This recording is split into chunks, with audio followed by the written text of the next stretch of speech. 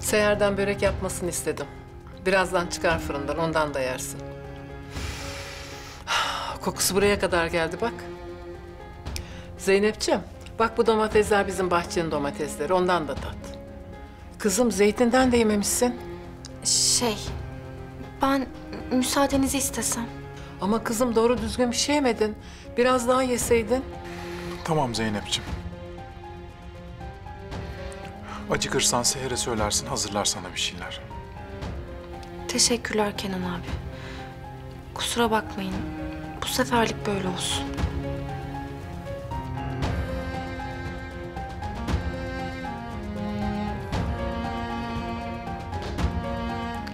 Bu kızın hali ne olacak Kenan?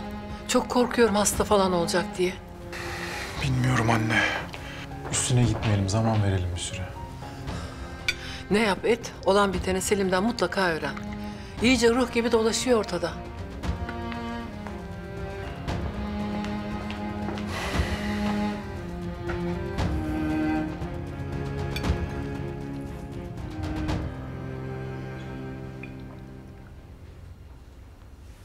Seher, ne duruyorsun öyle başımda? Ben şey için. Kızım burada oyalanacağına fırındaki böreğe baksana, yanacak şimdi. Aa. Hemen Aliye Hanım. Ha, şu Arzu'nun servisini de kaldır. Boşuna durmasın sofrada. Tamam, hemen kaldırıyorum.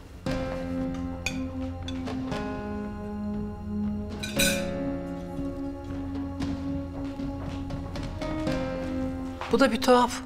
İş yaparken eli ayağı birbirine dolaşıyor. Alışmaya çalışıyordur anne. Artık bir süre idare edeceksin.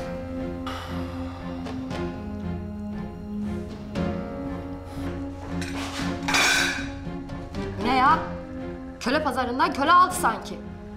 Gururuma dokunuyor artık. Onu yap mı Seher, bunu yap Seher, tabak Seher, börek Seher. Yetti be! Hih, börek.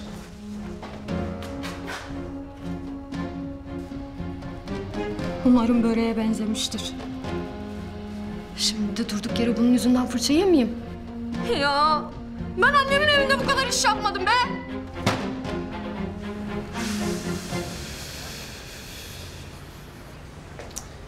Nerede kaldı ya?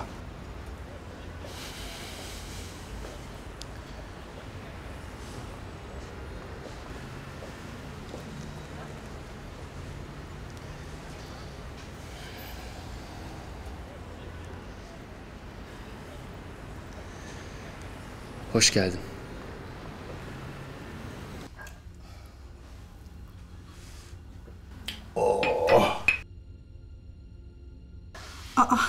Ne çabuk içtin Veysel? Tülay'ım, kahvenin en az senin kadar güzel olunca ne yapayım? Ellerine sağlık. Afiyet bal şeker olsun hayatım. Hadi ben kaçtım. Gidiyor musun?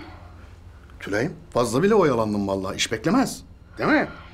Gideyim bir an önce, işin başında olayım. Hadi ver bakayım bir yanak. Ay ne alemsin Veysel ya.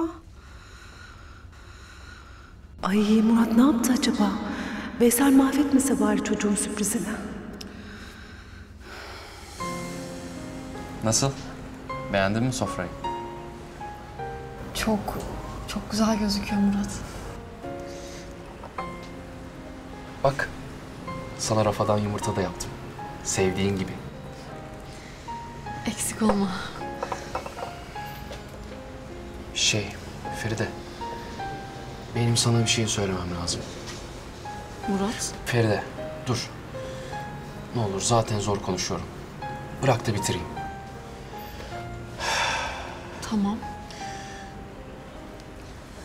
Sen benim hayatıma girdiğinden beri ben çok değiştim. Bambaşka bir Murat oldum. Beni o kadar çok değiştirdin ki Feride. Ama ben buna rağmen senin kalbini çok kırdım, biliyorum. Feride, senden çok özür dilerim. Yani yaptığım bu hatayı, daha doğrusu eşekliği affedebilir misin? Ha? Bunlara bile gerek yoktu ki Murat. Bir lafın yeterdi.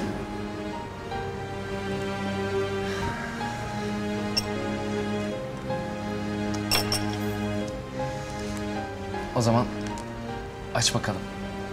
Sana hediye aldım.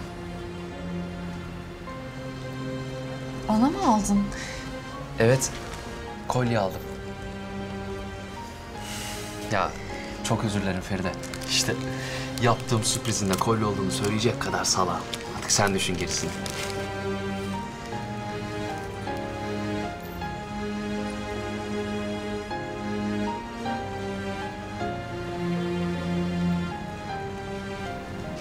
Murat, bu çok güzel.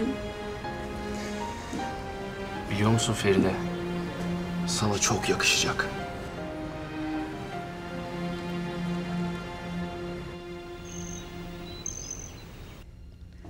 Umarım babam o karısı olacak küçük yılana yol vermiştir. Umarım.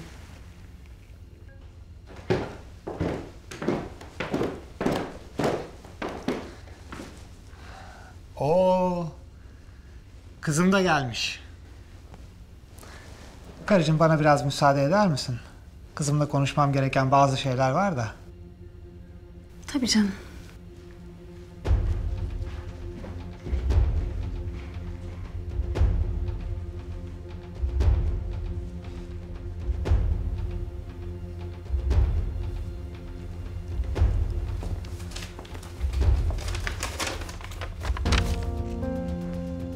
Bu ne Arzu?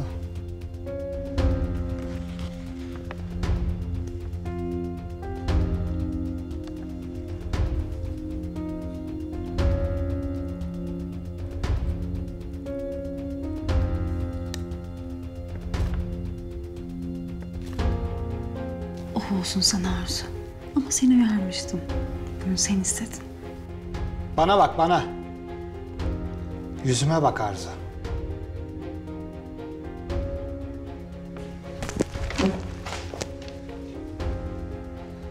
Bu ne demek oluyor Arzu? Ne bu? Baba, ben ne yaptıysam senin iyiliğin için yaptım. Demek benim için yaptın ha? Sen beni aptal mı sandın? Karıma zorla boşanma dilekçesi imzalattırmak da ne demek? Ha? Baba, o kadın seni kullanıyor. O kadın seni sevmiyor. Bunu nasıl göremiyorsun ya? Gözlerin bu kadar mı kör oldu senin? Servet düşkünü bir hizmetçi parçası sadece o. Doğru konuş. Doğrusu bu. Yoksa niye babası yaşında bir adamla evlensin? Ha? Sus. Sus. Ne oldu Necdet Karapınar? Bunları duymak ağrına mı gitti? Kes sesini. O beni seviyor, ben de onu seviyorum. Baba bak, yine seni kandırmış. Yine bana karşı doldurmuş. Uyan baba artık, ne olur uyan. Bu kadının tek derdi para. Seni parmağında oynatıyor, görmüyor musun? Yeter! Yeter. Gonca! Gonca hemen buraya gel.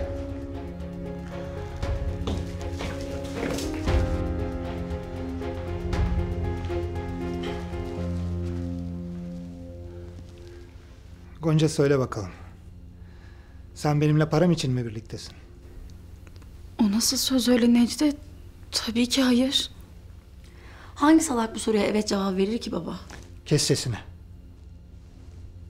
Peki benimle neden evlendin o zaman? Çünkü ben seni çok seviyorum. Başka hiçbir nedeni yok. Hizmetçilikten hanımlığa terfi ettiğin için olabilir mi mesela? Ya ben Necdet'e aşığım. Onun parası pulu beni hiç ilgilendirmiyor.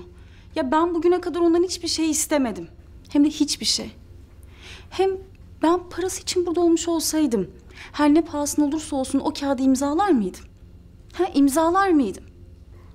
Ayrıca Necdet evlilik sözleşmesi imzalayalım derse şimdi şuracıkta hiç düşünmeden imzalarım. Hem de hemen.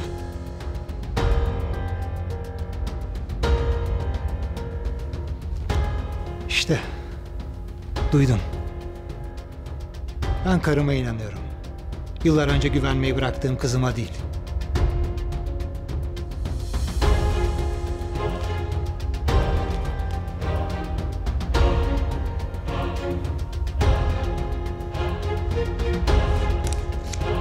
Şimdi defol buradan Arzu.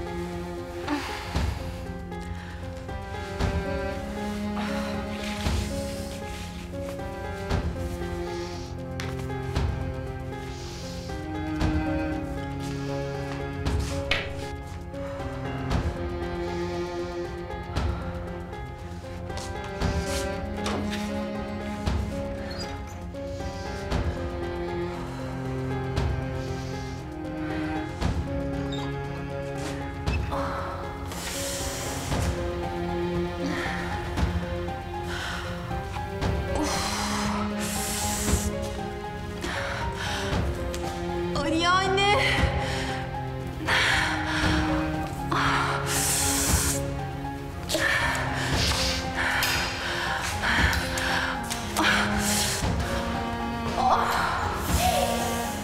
Aliye Hanım! Aliye Hanım!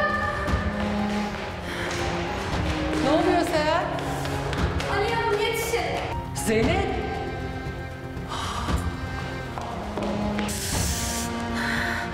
Kızım ne oldu? Zeynep. Yavrum ne oldu? Neyin var? Zeynep. Kızım korkutma beni. Ne oldu? Zeynep. Kızım.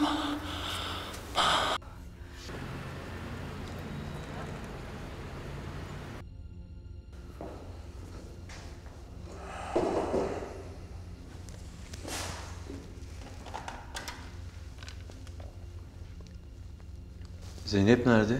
Getirmemişsin onu bugün. Selim otur şuraya. Ben birlikte gelirsiniz diye düşünmüştüm. Otur dedim. Oturup ne konuşacağız abi? Yine Zeynep'i mi? O mu gönderdi yoksa seni?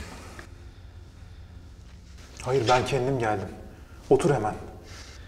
Artık onun adını bile duymak istemiyorum abi. Anlıyor musun? Bitti o iş. Selim, çocukluk yapma. Otur hadi şuraya.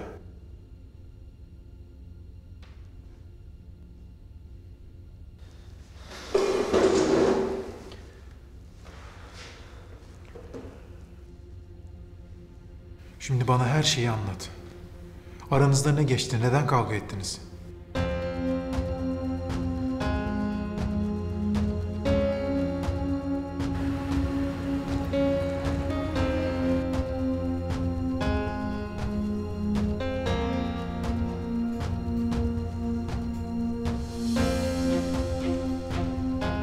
Kızım. İyi misin? Bir şey ister misin? İyiyim ben, iyiyim. Hadi gidelim. Kızım olmaz öyle şey. Ama iyiyim ben gerçekten. Hadi gidelim. Kızım olmaz. Bir sürü tetkik yapıldı. Sonuçların gelsin bari. Ama iyiyim ben gerçekten. Yani eve gidelim, dinleneyim, geçer. Önemsiz bir şeydi zaten. Nasıl önemsiz kızım? Allah korusun. Geç kalsaydık her şey olabilirdi. Ama iyiyim şimdi. Geçti zaten. Hastamız kendine gelmiş bakıyorum. Çok şükür kızım. Siz de çok endişelendiniz ama korkulacak bir şey yokmuş. Müjdemi isterim, geliniz hamile.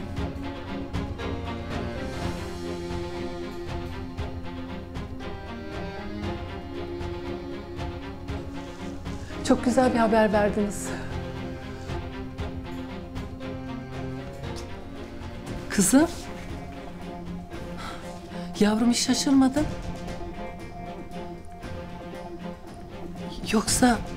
Yoksa sen biliyor muydun?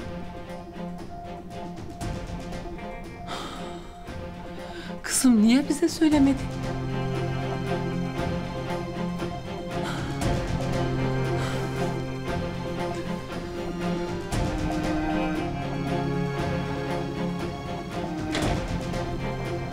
Kahretsin ya, kahretsin. Demek öyle ha. Demek yalanlarına inandırdım babamı.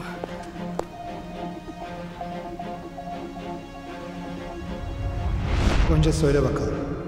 Sen benimle param için mi birliktesin? O nasıl söz öyle Necdet? Tabii ki hayır. Hangi salak bu soruya evet cevap verir ki baba? Kes sesini.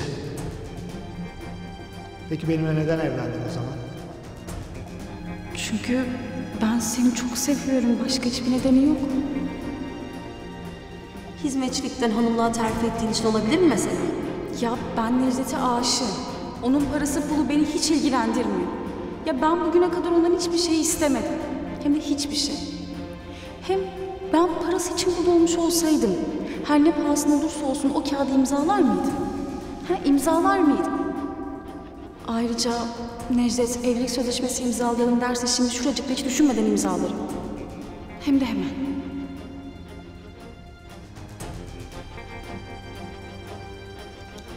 İşte. Duydum.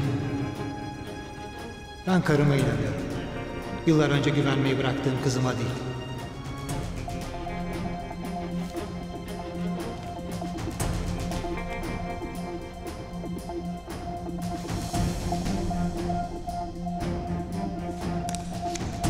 Şimdi defol buradan Arzu.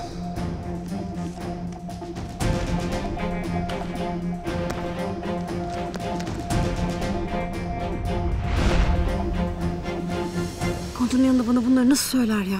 Resmen beni evden kovdu. Ulan belası. Şimdi nasıl mutludur kim bilir. Kızım niye söylemedin bize? Saklanacak şey mi bu? Saklamak değil Aliye anne. Biliyorsunuz Selim'le aramız açık. Söyleyemedim işte. Peki o biliyor mu? Hayır, ona da söyleyemedim. Yani söylemek istedim ama Tamam kızım tamam. Üzme kendini. Ben nasıl anlayamadım bunca zamandır? Başımızda o kadar musibet var ki böyle güzel şeylerin farkına bile varamıyoruz. Ah ah. Selim'in bilse nasıl mutlu olur. Kızım söylemelisin ona. Baba olduğunu bilmesi onun hakkı. biliyorum haklısınız. Ben de bugün söylemek için cezaevine gittim ama söyleyemedim. Tartıştık yine. Kızım sormayayım diyorum ama nedir bu aranızdaki husumet? Aliye anne Selim bana hiç güvenmiyormuş meğerse. O da ne demek öyle? Kızım, derdini söylemeyen derman bulamaz. Siz yeni evlisiniz. Aranızda bazı sorunlar olacak tabii ki. Ama aile büyüklerinizden yardım almalısınız. Belki elimizden bir şey gelir. Hadi çekinme söyle. Anne kız sayılırız artık.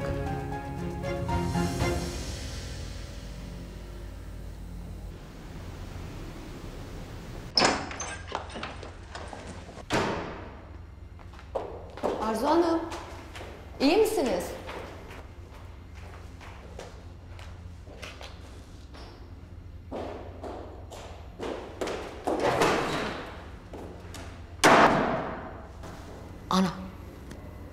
oldu ki?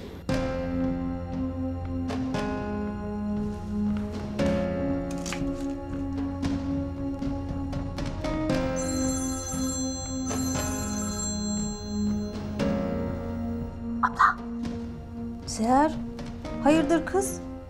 Sen aramazdın bu saatte. Kötü bir şey mi oldu ha? Ya yok yok. Dinle. Kız, bizim deli var ya, az önce eve bir girdi. Görmeliydin. Ne konuşuyor, ne duyuyor. Ruh gibiydi, ruh. Allah Allah. Ne olmuş ki? Bilmiyorum ki. Sordum ama bir şey söylemeden odasına çıktı. Kız bana bak. Benim adım Nurtense. O karıda bir fırıldak, hem de çok büyük bir fırıldak var, haberin olsun ha. Bana da öyle geliyor. Neyse, sen şunun altını kazı bakalım, neler çıkacak altından. Ha, o karının da dibinden ayrılayım deme sakın. Kız, ne yap et öğren şu işleri, tamam mı? Tamam tamam. Merak etme sen. Bakacağım bir şeyler.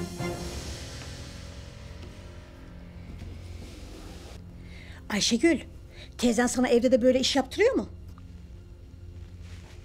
Yaptırıyordur o, yaptırıyordur.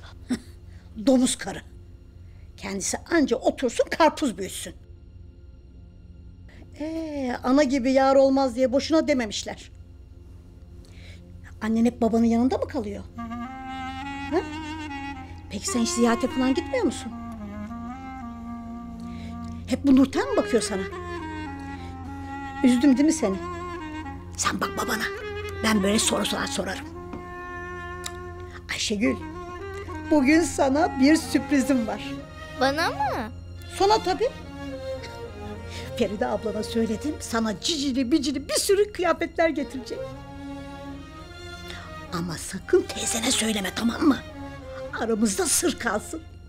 Anlaştık mı? Hı hı, anlaştık.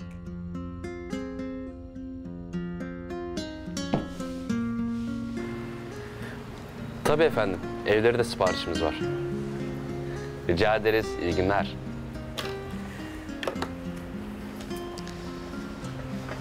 Murat, alışverişe çıkmamız lazım. İyi de Feride, daha geçen gün çıktık ya alışverişe. Yani dolapta ne ararsan var. Yok, öyle değil. Bu sefer başka bir görevimiz var. Emir Büyükyer'den Melahat Sultan'la. Oo. Eğer Emir Melahat Sultan'dan geldiyse kesinlikle yapmak lazım. Da ne alacağız? Ya hani bize bakıcı geliyor ya. 2 gündür gelirken yanında yeğenini getirmiş. Böyle küçük tatlı bir kız çocuğuymuş. Ya işte üstünde başında da eski püskü şeyler varmış. Deme ya. Evet, ben de çok üzüldüm. İşte halam da para verdi bana üstüne başına bir şeyler alayım diye. Melahat hala para verdi. Öyle vallahi, ben de çok şaşırdım. Ama çok üzülmüş çocuğun haline, dilinden düşürmüyor. Tamam Feride ya. O zaman çıkar alırız, olur mu? Olur.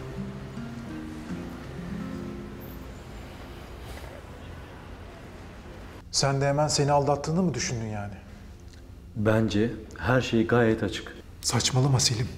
Nasıl böyle bir şey düşünüyorsun? Nasıl Zeynep'ten şüphelenirsin? Abi, ortada işte her şey. Ortada olan ne? Bana yalan söyledi. O adamın ayağına kadar gitti. Kız söylemiş sana nereye gittiğini. Elif için gitmiş. Hayır abi. Hayır, çok daha fazlası var. Hem Elif için gitmiş olsa bile bu yaptığını telafi etmez. O adamın ayağına kadar gitti mi? Gitti. Benim için bu iş bitmiştir artık. Selim, boş yere kızın günahını alıyorsun. Boş yere mi?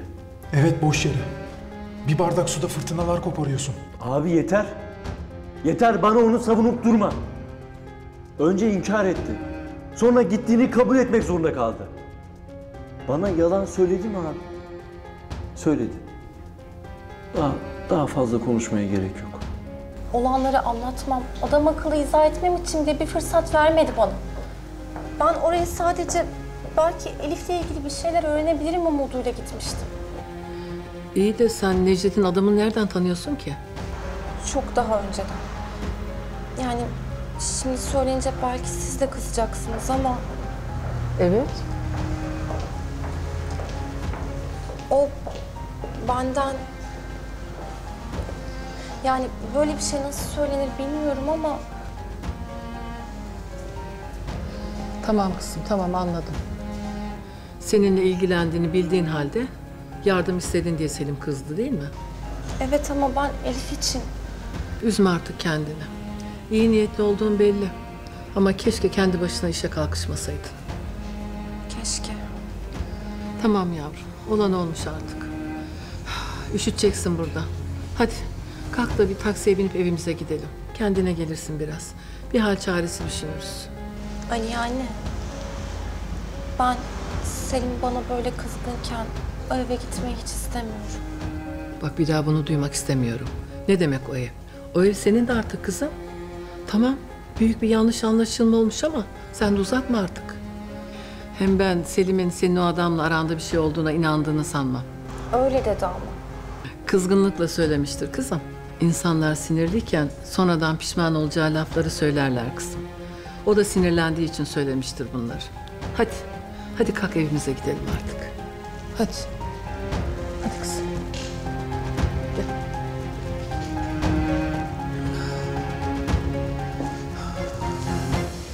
Selim, burnunun dikine gidiyorsun. O kız seni seviyor ya.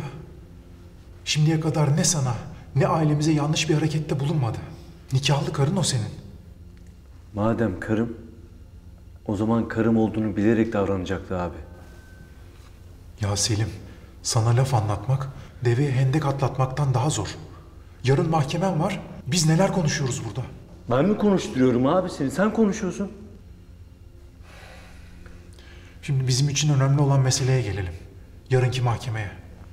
Bilmediğim ne varsa bana hemen anlat. Ne anlatacağım ki?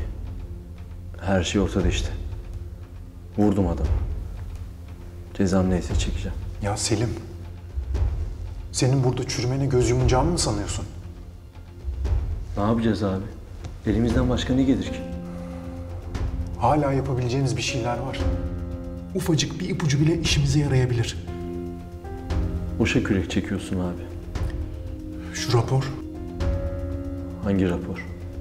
Necdet'in yaptırdığını düşündüğümüz kaza raporu. Kasıtlı olduğundan şüpheleniyoruz demişti polis. Ama hala araştırmaları devam ediyormuş. Bir sonuç falan çıkar mı dersin? Neden olmasın Selim? Öğrenmeden bilemeyiz. Ben şimdi hemen karakola gidiyorum. Kaybedecek vaktimiz yok.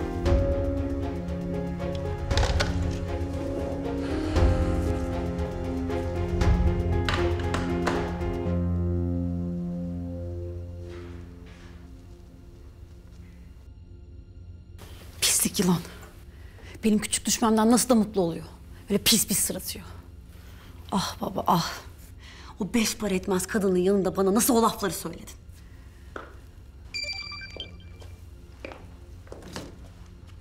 Ne yaptın Arzucuğum? Eve varabildin mi? Yoksa oraya da mı almadılar seni? Bak eğer öyleyse çok üzülürüm. Ama bak kalacak yerin yoksa benim müştemilattaki eski odam boş. Hadi çok öpüyorum seni. Of! Pislik yılan. Ama ben sana dünyanın kaç bucak olduğunu göstereceğim. Göstereceğim ben sana. Sen kim oluyorsun ha?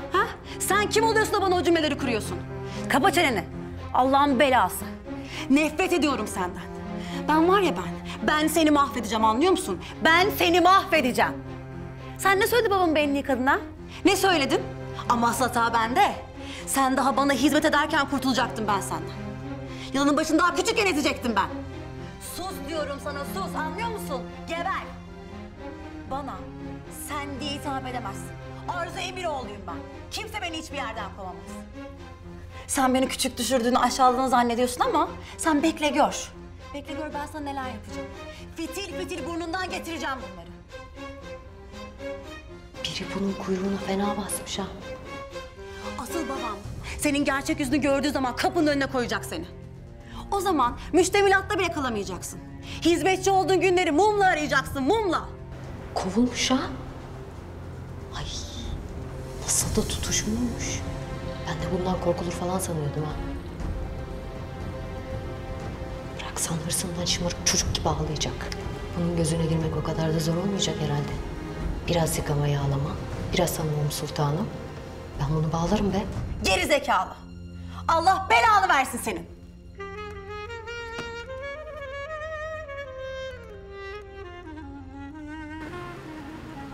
Gelmekle çok iyi ettiniz Kenan Bey. Biz de sizi bugün arayacaktık. Bir gelişme var mı komiserim? Konuştuğumuz günden beri gerek teknik, gerekse saha içi incelemelerimizi sürdürdük. Kazanın bir suikast sonucu gerçekleştiğine dair hiçbir şüphemiz kalmadı. Yani kazayı Necdet Karapınar yaptırdı diyorsunuz, öyle mi? Bu konuyla ilgili hiçbir bilgi veremem. Kazayla ilgili bir görgü tanığı ya da kamera görüntüsü yok elimizde. Ama kazadaki kasıt unsuru %100. Anladım. Peki bu söylediklerinizle ilgili bir rapor ya da belge alabilir miyim sizden? Bir saniye.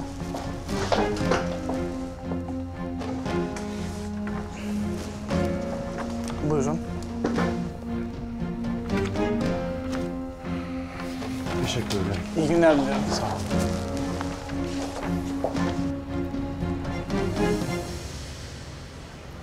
Çok güzel şeyler aldık değil mi? Aynen öyle. Hele o palto var ya, en güzeli o bence. Vallahi benim bedenime uygun olsaydı ben de alırdım. İnşallah küçük kız da beğenir. İnşallah. Bu arada sahiden ben sürekli küçük kız deyip duruyorum ama bu kızın bir adı yok mu ya? Ayşegül'dü galiba. Evet Ayşegül.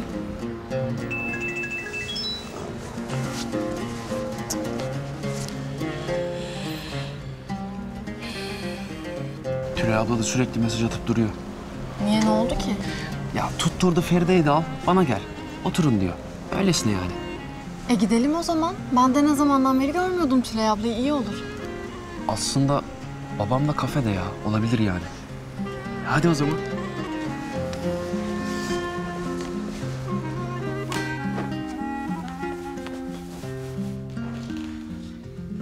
Başka bir yastık daha getirmemi ister misiniz?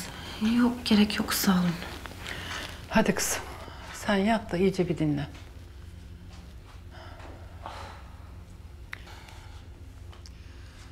Sana gücünü, kuvvetini yerine getirecek yemekler yapmak lazım. Yemeye bak ne hale gelmişsin. Seher, sen akşama bir kuzu kapama yapıver. Patatesli patlıcandır, vardır malzemelerin inşallah. Eksik bir şeyin olursa çarşıya inersin. Var Aliye Hanım. Siz hiç merak etmeyin. Ben hepsini hallederim. Yemeğin yanına bir de tekke pilavı yapıver o zaman. Tamam. Yaparım o şeyi pilavından.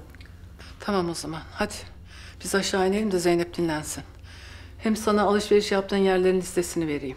Çarşıya indiğinde oradan alırsın erzakları. Peki efendim.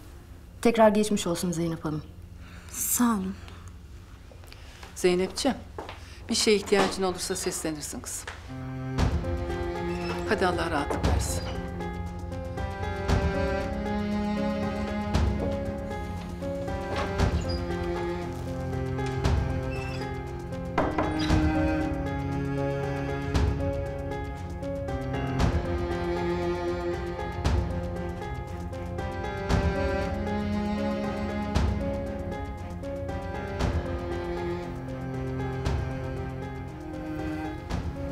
Burada yazanlar Selim'i kurtarabilir.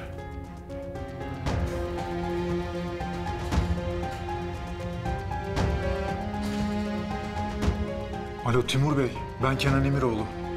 Selim'in davasıyla ilgili hemen görüşmemiz lazım. Necdet Karapınar'ın yaptırdığını düşündüğümüz kazayla ilgili bir rapor aldım az önce karakoldan. Kazanın suikast sonucu gerçekleştiği kesinleşmiş. Yarın mahkemede işimize yarayabilir diye düşündüm. Tamam, hemen geliyorum. Görüşmek üzere.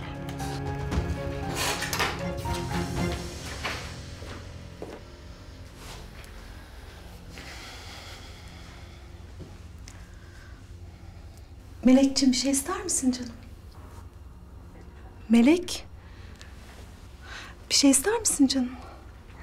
Yok sağ ol. Birazdan Murat'la Feride gelecek. İyi. Gelsinler tabii.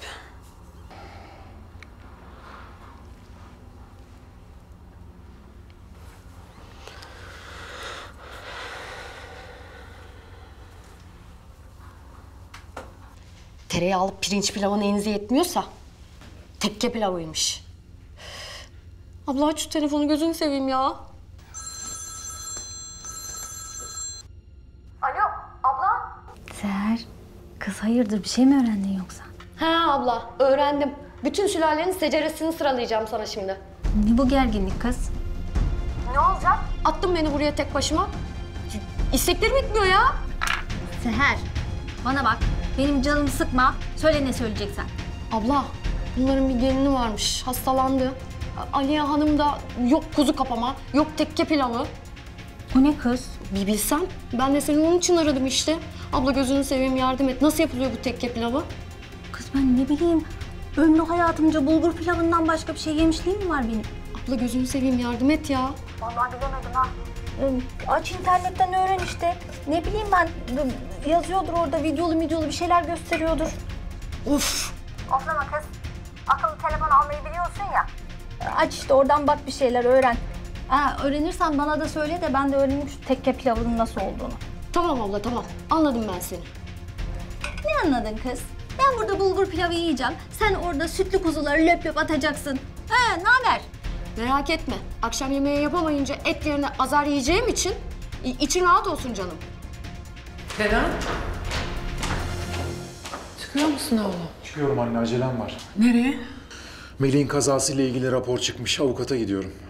Neymiş peki? Kazanın suikast olduğu kesinleşmiş anne. Gerçekten mi? Demek Selim şüphesinde haklıymış.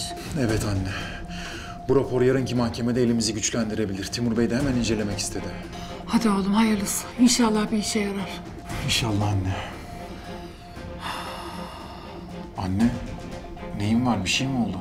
Yok oğlum, neyim olacak? Zeynep nerede? Zeynep biraz rahatsız, odasında dinleniyor. Rahatsız derken midesi mi ağrıyor yine? Yok, sinirsel herhalde. Selim'le yaşadığı durum iyice yıprattı onu. Ona iyi bakmamız lazım. Kız zor günler geçiriyor. Ben Selim'le tekrar konuşacağım. Hadi sen de üzme kendini artık. Her şey yoluna girecek. İnşallah oğlum, inşallah. Ben çıktım, akşam konuşuruz.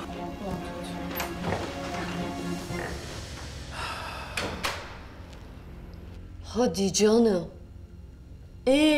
Ne zaman nişanlanmış? Ya o bile koca bulduğuna göre vay benim halime. Yok canım. Neyini kıskanacağım? Bir işim var, gücüm var benim.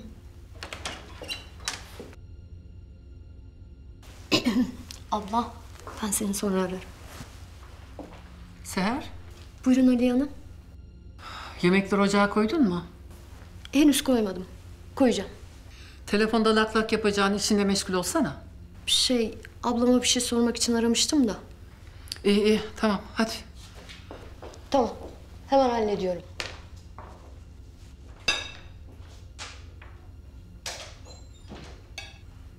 Of abla ya, resmen attın beni ateşin içine. Hoş geldiniz çocuklar. Buyurun geçin oturun.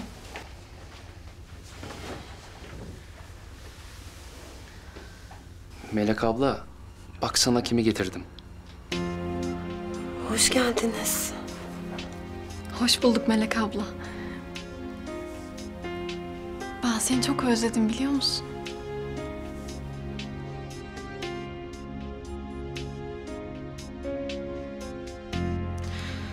Bir an hiç gelmeyeceksiniz sandım.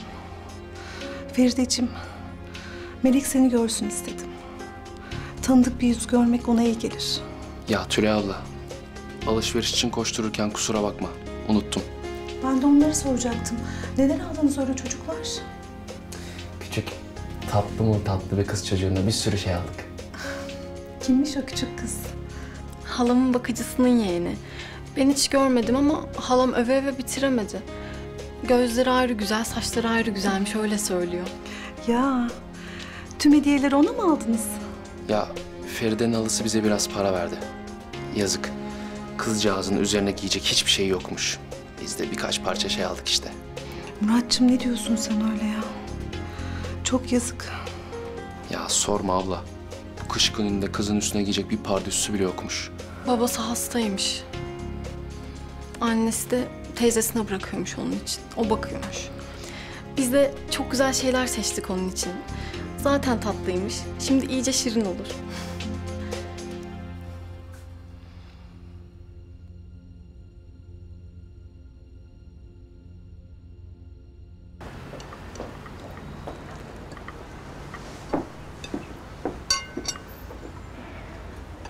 Buyurun efendim, afiyet olsun. Bakar mısınız? Elbette bakarım efendim, neden bakmayayım? Pardon. Bu makarnanın içindeki peynir acaba ne peyniriydi? Efendim, önce ben size bir şey sorabilir miyim? Beğendiniz mi? Çok güzel, bayıldım. Efendim, bu gravyer peyniri. Kars'tan özel olarak getirtiyoruz. Sizin gibi ağzının tadını bilen özel müşterilerimiz için. Soğutmayın. Devam edin lütfen. Soğursa bir şeye benzemez. Afiyet olsun. Pardon, ıslak olabilir miyim? Hay. Ulan Murat. Şu halime bak ya. Koskoca dükkanı yıktınız, başıma kayboldunuz gittiniz ya. Yok efendim, bir daha aşık olmuşmuş. Ulan eşşoğlu eşek. Aşık olmak senin neyine? Hıyar herif. Ayranı yok içmeye. Bir de manita yapmış kendine. Of. Ulan bu Harmut beni ne hallere düşürdü be. Ben de olmasam bu dükkanın hali ne olacak kim bilir.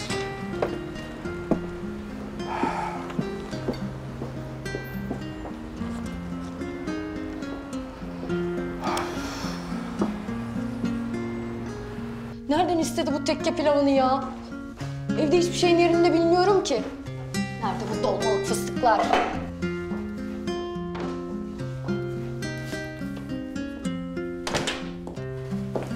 Bana bir ağrı kesici verir misin? Tencereyi ocağa koyduktan sonra versem olur mu Arzu Hanım? Zeynep Hanım hastalanınca Aliye Hanım onun için et suyuna bir şeyler yapmamı istedi de. Bir ağrı kesici istedim. Tonla laf ettin. Başım iyice şişti şimdi. Özür dilerim eğer... Tamam uzatma. Zeynep'e ne olmuş? Bilmiyorum, sabah fenalaştı. Fenalaştı mı? Nasıl? Ter içinde kaldı, bir anda yığıldı. Aliye Hanım da tuttuğu gibi doktora götürdü. Başı mı dönmüş, midesi mi bulanmış? Tam olarak bilmiyorum. Peki, tamam.